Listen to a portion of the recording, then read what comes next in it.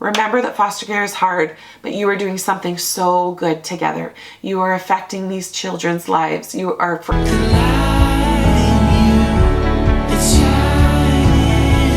and welcome back. If you're new here, welcome to the channel. My name is Kate. Here on this channel, we talk all about motherhood, family, home, faith. We talk a lot about foster care and adoption, as I am a foster mama. I love to encourage and connect with other foster mamas or adoptive mamas on similar journeys.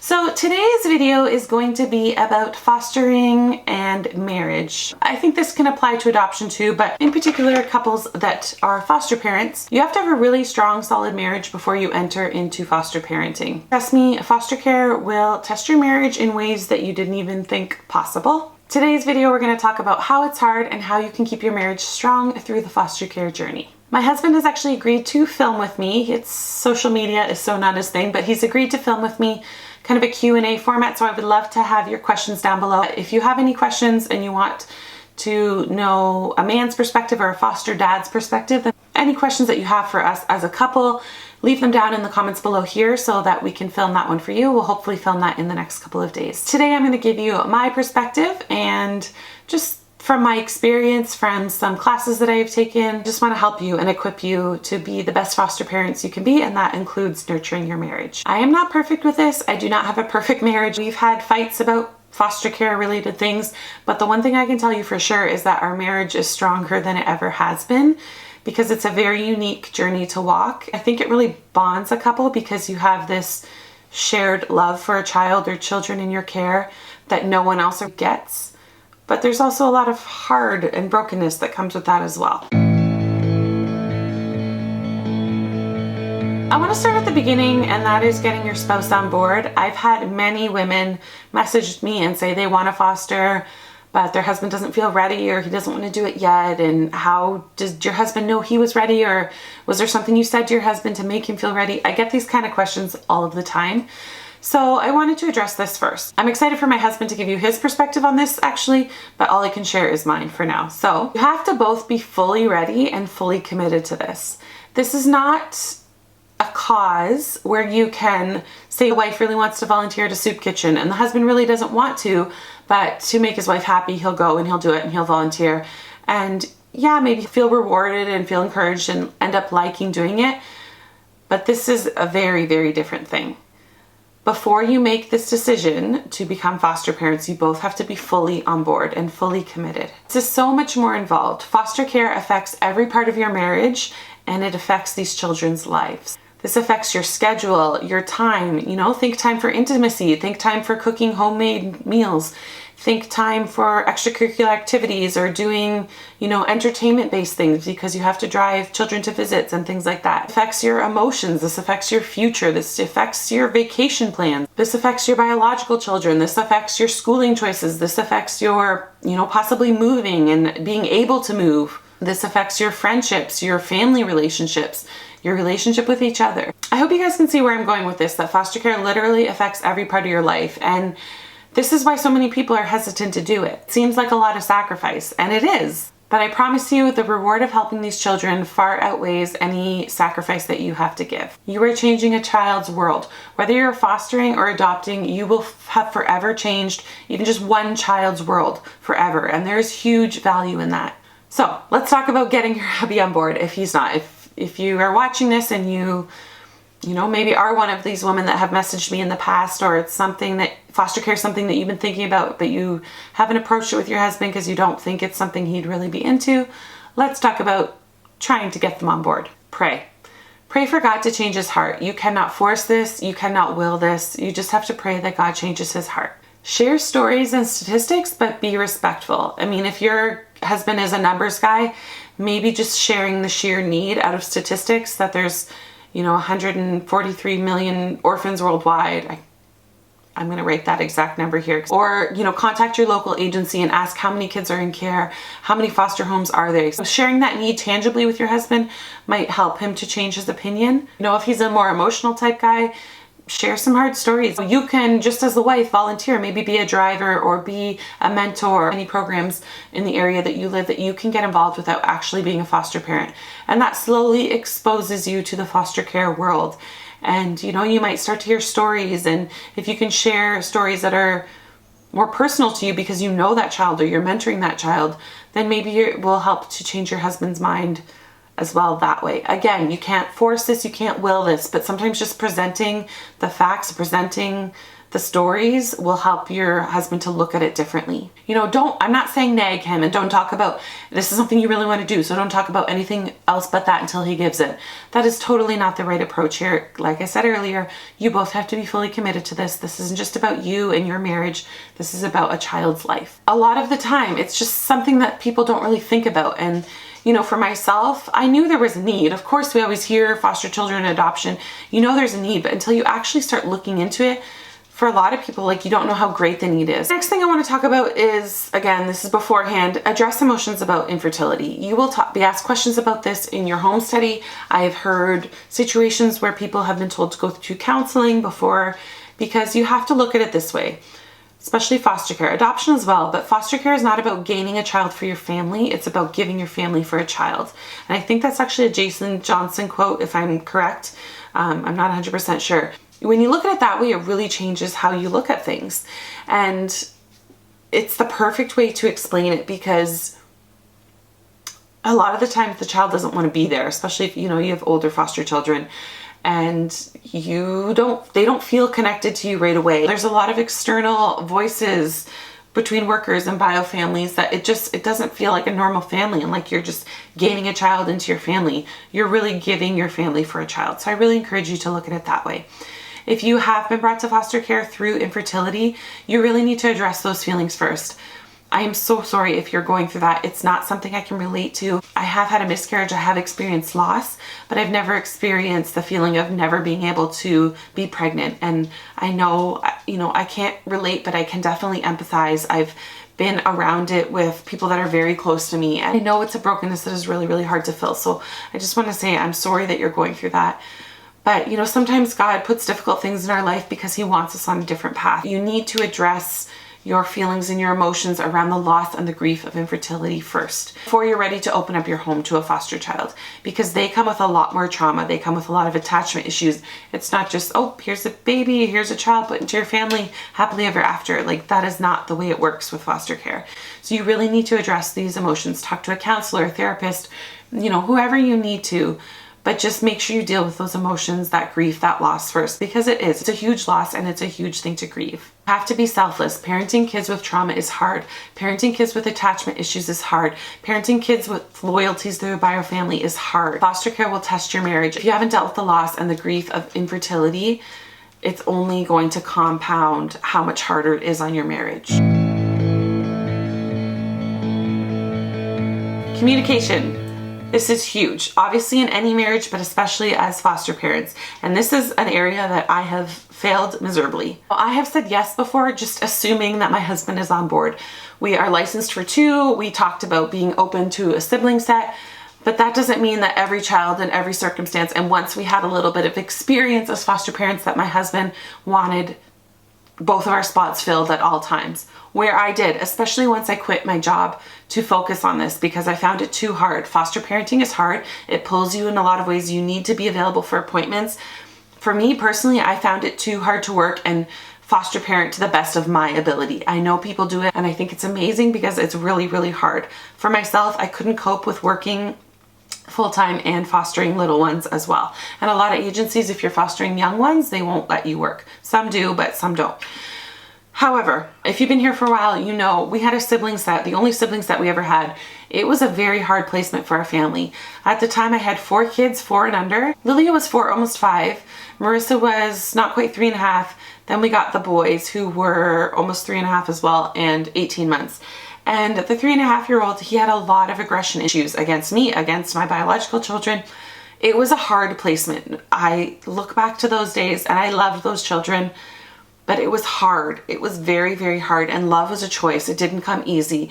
Love was, I couldn't be another adult to let them down, so I endured, but it was not easy. It was not easy to make that family dynamic blend, and not every case will be easy. So after that, my husband didn't want 2 kids again. He saw how hard it was on me, how stressed I was, but my pride wouldn't allow me to see it. So I actually said yes to Rosie and he wanted to say no. After the boys went home, if you've been here again for a while, you know we had Sunflower. She had a lot of emotional needs, a lot of triggers, a lot of trauma, a lot of emotional stress. And then we got the call about Rosie, and Rosie sounded like a case that was going to be going to adoption. And I wanted to say yes with every bit of my body. And he wanted to say no. And we actually got in a fight over it. And I said yes anyways. That was very disrespectful towards my husband. I was kind of under the mindset, like, we agreed to this, 2 spots. I quit my job. We have 2 spots. I feel like useless once only having one, especially once both of my biological children were in school.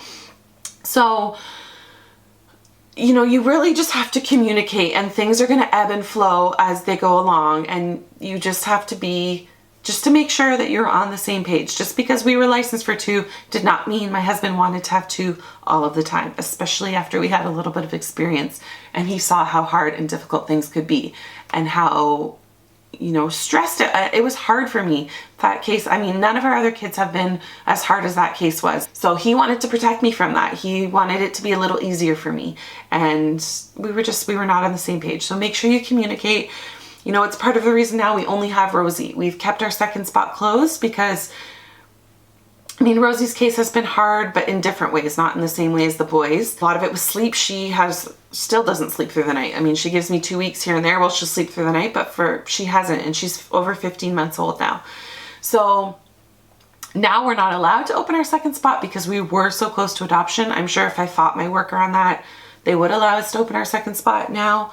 But knowing that there might be a big loss and a big period of grief coming, I don't think it's wisest, and neither does my husband.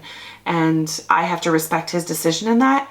You know, there's days where I'm like, things are going well with Rosie and I don't know if we get to adopt her, and I feel like I'm not helping. I feel guilty because I know the need, and I can easily take another child. I feel like at this point I could. But knowing that we might have a big loss coming up in a big period of grief, my husband doesn't think it's wise, and I have to respect that. And, you know, we've learned through this journey, but communication, at the end of the day, what I'm trying to say is communication is so important. Communicate throughout everything. You know, when the realities of paperwork, court dates, trauma parenting, training, you know, it all takes over, and it's very easy to live a life without fully communicating. Talk about that foster child or children. Talk about what you're capable of parenting. Talk about what kind of support you need from each other.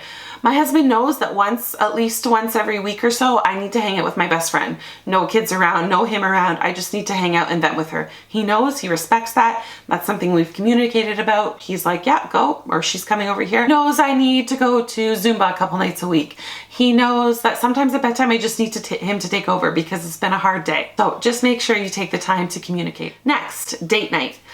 Financially, you know, we don't have the funds to hire a babysitter every week and go out for dinner and a movie. That's an expensive night for us. If you do, definitely take advantage. We don't have a regular babysitter. We find it very hard to trust people. Rosie has some extra needs. We don't want to constantly be asking Greg's parents, my mom, like, it's a lot.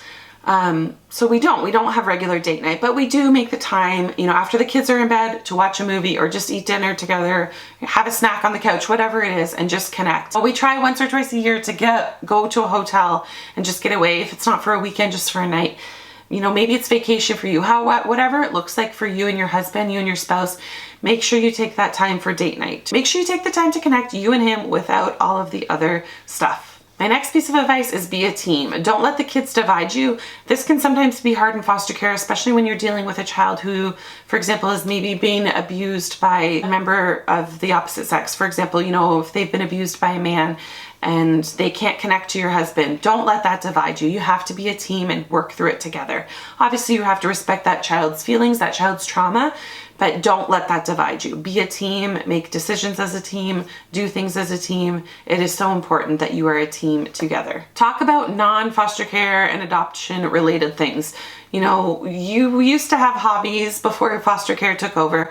Make sure you take the time, maybe one night a week it is. We're not talking about anything foster care related. We're not talking about the kids. Just, you know, if the other person starts bringing it up, it's like, nope, tonight, we're not talking about that tonight. Be quick to listen and slow to anger. This is marriage advice for anybody, but this is marriage advice that I tell myself over and over again. I tend to be impulsive, make decisions very quickly, quick to react, where my husband is the opposite. So we're very like yin and yang. We kind of balance each other out in that sense. But I know for me, I tend to think I know how to parent the kids better or do things better than my husband. And I'm constantly saying that he's not doing something right, or he should be doing something better, or he should be doing something this way. Well, I'm quick to point out what he's doing wrong. I mean, I'm the one that's done all the trauma parenting, right? Like, I'm very quick to point all of those things out. So it's something I'm working on, but especially when you're in the foster care journey, there's a lot of emotions, and anger is very quick to rise, not necessarily only at your spouse, but at a situation or at a social worker. Just remember to be quick to listen and slow to anger. Identify each other's strengths and weaknesses and work as a team through them. You know, my husband makes life fun so much better than I can for our kids. He knows when they're just bored or they've been parented too much and they just need to go out to the park or go out to the mall and ride the rides at the mall. Like, he does a much better job at that. Well, I'm always worried about correcting behavior, making sure they're polite, making sure they're kind, making sure they're responsible, making sure that they have good sleep schedules, they have their meals and their needs met that way, and that they know how loved they are, especially for our foster children. I make sure, like, my time is dedicated to that. But sometimes for myself, I can get so focused and so concentrated on that I forget that they're just kids and they just want to have fun. And my husband is great at that. So he knows if they're not listening, that sometimes just a game needs to be initiated because I've been parenting them too hard. So definitely identify each other's strengths and weaknesses. Don't nag at them, but just kind of recognize them and know how you balance each other's out. Because just because I think I do things better in some ways, I'm sure he thinks he does things better in some ways. But just identifying each other's strengths and weaknesses, identifying them, and coming together as a team to be the best parents that you can be. Celebrate each other's successes. If there's an emotional breakthrough with a child, or something, a behavior you've been working really hard on, make sure when you see it, you will see those little victories in these children. And that's one of the most beautiful things about foster care, because they come to you often very traumatized, very broken, not only from their home situation, but just from the act of being removed. So when you can see these little victories, celebrate them. I remember when we had Sunflower and she finally grabbed Greg's hand at the park, and I just, I broke down and I was like, babe, you worked so hard. It's taken so many months, but she grabbed your hand at the park. Like, it meant so much to both of us, but just celebrating that about him and just encouraging him. So make sure you celebrate each other's victories. Give each other breaks and don't complain about them. All summer, from May to October, my husband goes to baseball 1 night a week. He stays out late with the guys after. I never complain about how late he comes home. It's his night, it's his break. And then, in our regular school year, he has men's group at church, his Bible study at church. Sometimes he'll stay late talking one-on-one with a guy, and it's Sunday night, right? Like, I want him around. Of course I do. But those breaks recharge him, and they're so important. And I know how they recharge me. It's working out, doing Zumba or going out with my best friend for dinner, whatever it may be. Just know to give each other's breaks and don't nag or criticize about it. It's okay that you have separate lives outside of each other. Don't let things drive you apart where you're spending more time apart than together, but make sure you give each other breaks, especially as foster parents. Know each other's love language. For me, it's acts of service. I hate doing the dishes. It's my least favorite chore. I feel like it's just always so much work at the end of the day. I'm home, right? So I'm doing housework all day long. He knows that. So he'll come home without me asking. He'll just initiate. He'll just start doing dishes. And I fall in love with him every time I see him scrubbing dishes. And I know it sounds silly, but that's my love language, is acts of service. I don't want gifts. I don't want things. I don't really want physical touch. Like, I'm an introvert. I like to be alone a lot. I love when he does acts of service. For him, it is physical touch. So sitting down beside him and watching a baseball game, or watching a movie or a documentary that I don't particularly enjoy, but just sitting down and being close with him, making sure I make the time for physical intimacy with him. Like, that is his love language. We know that about each other. So if we are like snippy with each other, or we're having a hard day, I know that he needs to show me love in my love language, and I need to show him love in his love language. So identify each other's love language and make sure you take the time to act on it. This is for any marriage, but especially as foster parents. Always put your husband's needs before your own. And self-care and self-love are different than selfish care and selfish love. It is human nature that we are selfish. We want to put our own needs first. But when you can put somebody else's needs before yours, and you can be that giving and that sacrificial, the benefits will totally outweigh the sacrifice that you have given. You will have a stronger marriage for it. It's simply loving somebody more than you love yourself. You do that for your spouse will do that for you. So this is not about you giving, and your husband trampling all over you and treating you like a doormat. That's not what this is about at all. I know sometimes it can be hard and everybody's marriage is different, but it's something when I feel like I'm struggling in my marriage and I feel like we're just not connecting. I'm like, okay, you know what? I went out Monday, Tuesday, Wednesday this week. He's had the kids completely by himself. I haven't been around to cook him a nice dinner, which is one way that I show him love. You know, we haven't been physically intimate in how many days? Like, I think about how I've been putting all my needs before his, and then of course we're not connected. And I know he does the same for me. My husband loves me so much. This is not just me, oh here, let me just provide every need you have. This is a reciprocal thing. And if it's not a reciprocal thing, then we need to go back to communication, because it should be in a good, solid, strong marriage. Let each other be emotional. Men and women typically process things very differently. Women tend to cry a lot. For me, I cry a lot. My husband tends to kind of internalize things, and then I'll get little bursts of anger kind of come out at his feelings at the agency, or you know, his feelings at the bio family. Process things differently. Let each other be emotional in your own way. Again, going back to communicate, talking about it. My husband just knows that sometimes I need to cry, and there's nothing he can say or do. Sometimes I just need to go to my bed and cry, and he respects that about me and just leaves me to cry. And if he was constantly like, what's wrong? And I can fix this. And I would be pushing him away more. So just respect that each of you process emotions differently, communicate about it, and let each other process the emotions. Foster care is hard. Foster care is difficult. You're going to have very hard days, not just about the kids in your care, but about how that is affecting your marriage. Remember that foster care is hard, but you are doing something so good together. You are affecting these children's lives. You are forever changing the trajectory of their life. You are being that difference for a child who maybe otherwise was in a hopeless situation. Remember that and celebrate that, and stay encouraged and be encouraged together. Celebrate that you're on the same page about being committed to these kids and these families. Beautiful thing that you're doing being a foster parent. But do not forget to nurture your marriage along the way, because I have seen it where foster care has ripped apart marriages, separated, and that is not at all the goal. We need good, solid, strong marriages. We want our marriages to thrive because of this. We don't want our marriages to simply be surviving. Anyways, guys, thank you so much for watching. I hope you got a little tidbit of advice out of all of that one way or another. Something that you can do, you know, practical tips that you can apply to make your marriage stronger. Remember that it's you and your husband. Before kids, even if they're biological, before all these kids came into your life, it was you and your husband, and just honor that relationship. Thank you guys. If you like this video, please give it a thumbs up. Leave a comment down below. Let me know a way that you encourage your spouse, or the way that you show love to your spouse, or something that you found difficult in marriage since becoming foster parents, or something that you're worried about if you're not quite a foster parent yet. Anyways, thank you guys so much for being here. I appreciate it so much. Subscribe if you're new. I would love to have you, and I will see you on the next one. Bye. Life is in